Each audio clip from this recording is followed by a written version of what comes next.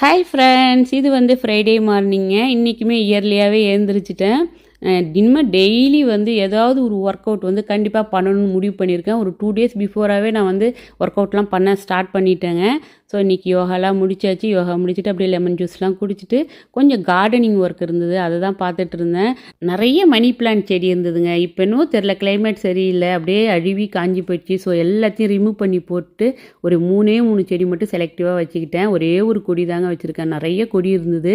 So cut பண்ணி போட்டதெல்லாமே குட்டி குட்டி கிளாஸில் வச்சுருக்கிறேன். அதுவும் தானாக வளரும். பிரேக்ஃபாஸ்ட்டுக்கு வந்து பார்த்திங்கன்னா நட்ஸும் டீயும் தான் எடுத்துக்கிட்டேன். இன்றைக்கி வந்து லஞ்சு குக் பண்ணல, ஏன்னா அவங்க ஈவினிங் தான் வருவாங்க.